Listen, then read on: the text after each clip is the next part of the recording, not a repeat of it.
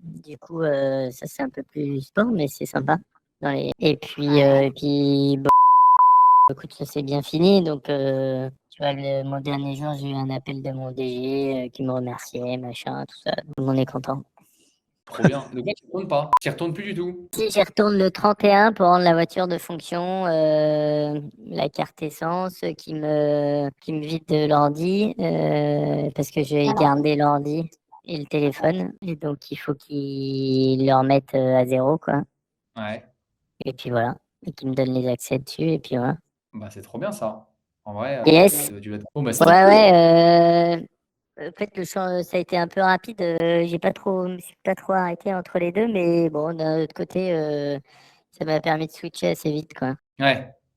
Ouais. C'était le but. Tu savais déjà ce que tu voulais faire. Donc, en fait, Oui, oui. t'es passé à autre chose. Je voulais refaire un peu à moi parce qu'en plus, entre les décalages, les vacances, tes sorties, t'avais des modalités de sortie un peu plus longues, etc. Ouais. Je voulais bah, juste te féliciter parce que c'est quand même cool. Une belle sortie. Et puis, deuxièmement, prendre un petit peu ben, tes inputs, comme on dit, hein, savoir un petit peu comment ça s'est passé, ben, l'intégralité de cette coopération, hein, cette Mhm. collaboration. Et puis voilà, essayer de mettre un petit peu un point final à tout ça dans la bonne humeur, quoi. Alors, moi, ce que j'ai trouvé très On pertinent pourrait peut-être. Ouais, pardon. Ce Vas-y, qu'on peut vas-y. faire, c'est on peut peut-être suivre, remettre un peu dans le contexte, tu vois. Ouais. Si tu peux remettre un peu dans le contexte, voilà, un peu quelle était ta situation avant de découvrir rupturepro.com, là. Je sais pas si tu peux remettre un peu dans le contexte ton poste, ton quotidien, ce qui allait bien, ce qui te posait problème. Donc moi, j'étais responsable d'un site situation syndicale, enfin sociale très forte, avec une prise de poste en même temps que mon N+1 et en même temps que mon DG. Donc en fait, il y a eu pas mal de mouvements. Moi, j'arrivais de l'extérieur. Et donc, voilà, avec donc un poste avec pas mal de pression par les syndicats et relativement peu de soutien de la direction. Et donc, en fait, c'est des postes où tu peux pas faire grand-chose, quoi. Tu es toujours un peu pris en sandwich et c'est quasiment impossible de changer les choses. Ou en tout cas, ça prend beaucoup de temps. Donc voilà. Et au bout d'un moment, assez rapidement, en fait, hein, je me suis rendu compte que ça allait pas le faire sur du long terme. Et donc, je leur ai proposé de faire une rupture conventionnelle. Et puis, bon, bah là, ils m'ont dit non. Je leur ai proposé d'autres solutions pour sortir, etc. Ils ont refusé. Et puis après, on m'a parlé de votre parcours. Et c'est là que je me suis J'ai dit, découvert comment? Je sais plus c'est comment un tu ami. Mais c'est des gens qui vous connaissent, qui m'ont parlé de vous. Et donc là, en fait, en échangeant avec toi dès le début, je me suis dit, en fait, une fois qu'on se lance dans le parcours, vu qu'on a payé au début, en fait, on n'a pas le choix d'aller au bout, quoi. Et donc, en fait, on met tout en œuvre pour y arriver. Je pense que s'il n'y avait pas la carotte du début, en fait, je pense qu'il y aurait peut-être moins de taux de réussite. Donc ça, déjà, ça motive pas mal. Et puis moi, j'étais prêt à partir sans avantages financiers, etc. Donc, en fait, je me suis dit, bah, tout ce qui est à prendre est à prendre. Et puis, même si ça coûte, même si finalement j'avance de l'argent que je m'en fiche. Et comme les indemnités de départ étaient quand même assez importantes après un an dans cette société, bah, en fait, je m'y retrouve largement, quoi. Voilà. Et l'autre chose, c'est que moi, je me suis dit, en voyant, en fait, en suivant les différents capsules et en suivant les différents échanges qu'il y avait sur enfin, où on pouvait s'entraîner en ligne, c'est que je me suis dit, c'est l'occasion pour moi aussi de me former pour la suite, en fait, pour d'autres situations qui peuvent arriver, pour pas se retrouver dans la même situation. Donc, savoir mettre des limites. Savoir amener l'autre aussi là où on veut l'emmener, en utilisant un peu ce script en l'adaptant, mais finalement on peut le réutiliser dans pas mal de situations. Et ça, je trouve ça intéressant. Voilà. Bah, c'est trop bien, c'est trop bien. Le principal, c'est de se dire que finalement, tu savais pourquoi tu rentrais, tu voulais, Mmh. tu pris un nom, et pour autant, tu nous as contactés alors que normalement, on dit aux gens: «Bah, quand vous avez pris un nom, c'est compliqué». Qu'est-ce qui t'a poussé concrètement à envisager le parcours? Est-ce que alors tu dis que c'était quelqu'un qui t'a recommandé, mais si tu étais prêt à démissionner ou du moins tu étais prêt à, bah, Non, par contre, je pouvais pas démissionner parce que avec le projet que j'avais derrière, ça aurait été compliqué. Moi, je pouvais pas démissionner et c'est là où, en fait, j'étais un peu bloqué, quoi. Si je démissionnais, en fait, moi, j'avais pas de chômage derrière et là, il me faut au moins 6 mois de chômage, quoi. Voilà. Donc, voilà. Donc, en fait, c'était pas possible de démissionner. En fait, j'étais un peu dans une situation pourrie où je m'étais bloqué tout seul. ouais, et pourquoi tu es allé aussi vite leur demander une rupture co? Bah, parce que je suis comme ça, action et puis hop. J'ai pris une décision et puis il fallait que ça avance, quoi. Donc, j'en ai parlé avec mon N+1 qui m'a dit: «Non, mais je comprends, c'est des postes compliqués, blablabla». Lui, il y connaissait rien dans tout ce qui est rupture co, donc il m'a dit: «Oui». Et puis quand la DRH est rentrée dans la danse, elle a dit: «Mais non, c'est pas possible». Douche froide. Et du coup, j'ai toujours eu un peu le soutien de mon N+1, même s'il est, un coup il disait oui, puis un coup il disait non, parce que finalement on lui avait dit qu'il fallait dire non. Mais après, je l'ai toujours eu un peu dans ma poche. Et alors moi, il y a juste une chose que j'ai peut-être moins mis en pratique, c'est en fait de ralentir l'activité. Finalement, alors j'ai mis des coups de pression un peu ponctuels. Genre il y a eu un début de grève et là j'avais plus de téléphone, j'avais coupé mon téléphone pendant une semaine. Donc voilà, ça les a bien fait réfléchir. Il y a un autre truc, il y a un accord que j'avais pas signé. J'avais refusé de signer. Donc, mais bon, finalement, ça avait peu de conséquences, ça. Mais après, le reste continuait à tourner. Et finalement, du coup, ça a peut-être mis un peu de temps, mais ça s'est plutôt bien fini, quoi. Ça aurait peut-être pu se finir plus tôt par rapport à mon départ, mais avec tous les congés que j'avais et tout, ça se goupille plutôt pas trop mal. Ouais, et par rapport à la mise en place du parcours, que ce soit avec les Ouais. interactions avec nous ou alors la mise en œuvre de nos conseils, du script, le déroulement des étapes, tu peux remettre un peu dans le contexte, comment toi ça s'est déroulé pour toi? Qu'est-ce que tu as utilisé le plus et comment ça s'est passé? Alors, moi, j'ai passé pas mal de temps au début sur les capsules. J'ai vite compris que ça servait à rien de toutes les faire d'un coup. Donc, j'avais fait un peu par étapes. Puis, pour arriver à, en fait, finalement, à générer le script. Et je m'étais mis des objectifs quand même parce que fallait que je voulais que ça avance quand même. Et après, je trouve ça super intéressant.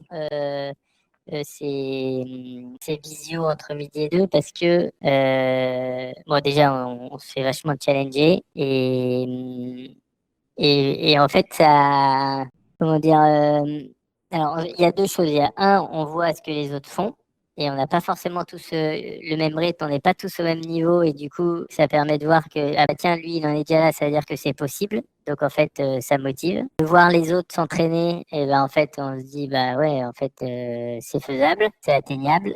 Ça donne des idées parfois sur la manière de faire et j'ai trouvé à chaque fois que les conseils étaient assez directs et en même temps, bah, c'est vrai que bah, voilà, ça fait avancer les choses, quoi. Il y a pas de tu vois, c'est pas, on n'est pas là pour se câliner et pour, faire de la câlinothérapie, quoi. On est là pour un objectif clair et de la manière dont vous dites les choses.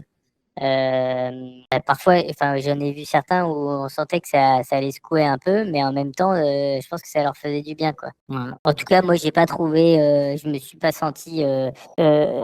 Après, on se sent pas jugé aussi, donc ça c'est important, je pense, parce que parfois, je pense qu'il y en a qui sont dans des situations où ils s'en sortent pas trop, mais moi, j'ai trouvé que c'était à chaque fois très percutant, très juste. En tout cas sur ma situation et moi ça m'a toujours aidé et ça m'a permis d'avancer, quoi. Le principal, après, c'est de sortir, hein.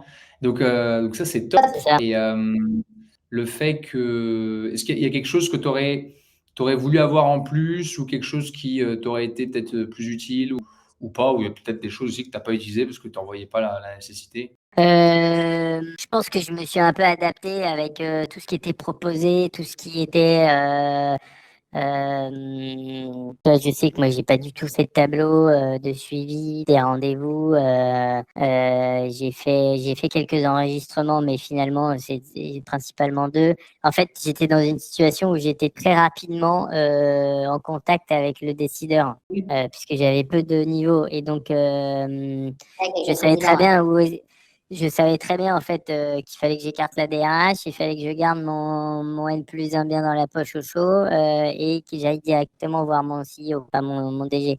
Et donc, en fait, j'avais pas 36 000 trucs à faire pour y arriver.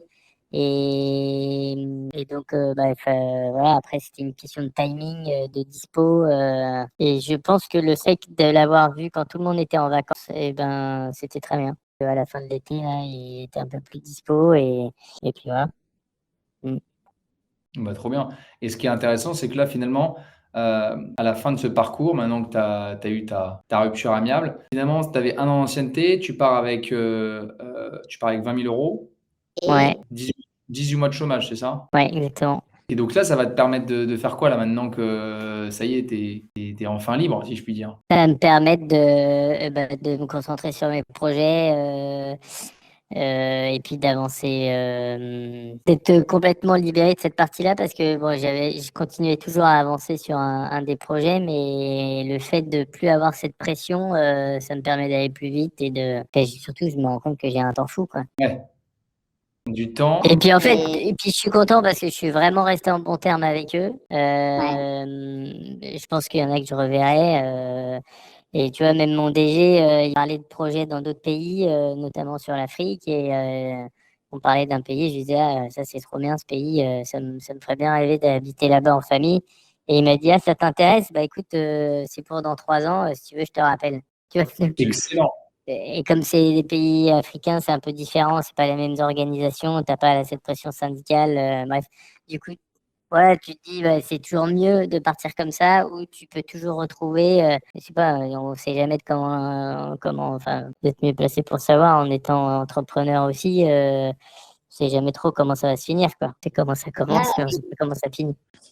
Et puis tout ce qui est top, c'est que au-delà du fait d'avoir récupéré de l'argent, comme tu dis, si tu avais démissionné, tu aurais pu partir récupérer ta liberté. Bon, tu n'aurais pas eu ton argent, mais peut-être que eux, ils t'auraient pas dit, bah, en fait, klaxonne-nous quand tu veux, parce que tu les aurais peut-être mis un peu dans la panade, quoi. Ouais, Donc là, il y a eu une passation qui s'est faite. Donc, non, bah, c'est cool, c'est top, c'est une bonne chose. Donc, tu dois être content. Et au niveau perso aussi, ben, maintenant, t'as plus le droit hein, de te cacher derrière le côté, je veux entreprendre. Maintenant, tu es entrepreneur à 100%. Hein. ouais, c'est clair. Ouais, carrément. Puis il faut que Le ça side avance. Project avec le CDI, c'était rigolo. Maintenant, c'est 100% dessus. Exactement. Voilà. bonus. C'est trop bien. Et tu t'es mis une échéance à combien de temps pour faire un peu un point sur la situation entrepreneuriale? Bah, je fais un point. Alors, sur la première société que j'avais déjà, ce sera fin juin. Et l'autre, ce sera janvier 2026. Voilà. Ok, bon, bah, c'est bien. Ça laisse un peu Ouais, de ouais. temps. Hein, Oui, oui, un mais il y a des bons signaux. Donc, déjà sur la première boîte, on a un investisseur qui va arriver, hein, avec qui on travaille. Et puis l'autre, sur le solaire, il y a quand même pas mal de choses. Donc, puis c'est très différent parce que finalement, c'est un peu l'extension d'une autre société qui existe en Belgique. Comment dire, je me sens moins seul, quoi. Elle s'appelle comment Et donc, vous voulez vous développer aussi sur. Bon, en fait, ouais, l'objectif, c'est en fait, merde, comment on dit ça, de proposer, en fait, une main-d'œuvre qu'on a en Belgique, sur des projets en France. Donc, c'est des gens, qui sont projetables un peu partout, qui ont une expérience dans l'installation de grands champs de panneaux solaires et qui, comme il y a beaucoup de projets en France, en fait, c'est d'aller voir des grands donneurs d'ordre, et de proposer nos services, là-dedans. Et en parallèle, on travaille sur des projets plus avec du tiers investissement, notamment autour des ports. Parce que comme c'est un peu mon secteur d'activité, de dire est-ce que dans les ports, on pourrait pas, un port où les sociétés, en faisant une communauté d'énergie, en fait, mettre des panneaux solaires partout sur les toitures pour avoir de l'énergie moins chère en local, quoi. Ok. Ouais, puis il y a de la place Voilà. là-dessus. donc, Ouais, c'est clair. c'est quelque chose qui est toujours bien vu pour ces grosses infrastructures, donc c'est trop bien. Ouais, Bon, bah, c'est ouais, cool. ouais. ouais, bonne chose de faite. Tu es sorti, Ouais, là-dessus et puis, advienne que pourra, hein. exactement, exactement. En tout cas, moi, je vous ai recommandé auprès d'une personne, mais qui pour l'instant n'est pas encore prête à passer le pas. Mais c'est quelqu'un avec qui j'ai travaillé. On a travaillé tous les deux. Il était directeur de flotte et tout. Et puis petit à petit, il a Ok. été un peu relégué au placard. Et je lui ai dit, mais avec ce que tu as, tu trouveras plein de boulot à l'extérieur. Et puis, ça doit faire quasiment 20 ans qu'il est dans la boîte, donc il pourrait partir bien, quoi. Ouais. Mais bon, pour l'instant, voilà, il est pas encore prêt, donc bon. Franchement, c'est exactement ce qu'il faut faire, c'est voilà, planter la graine, les gens vont réfléchir.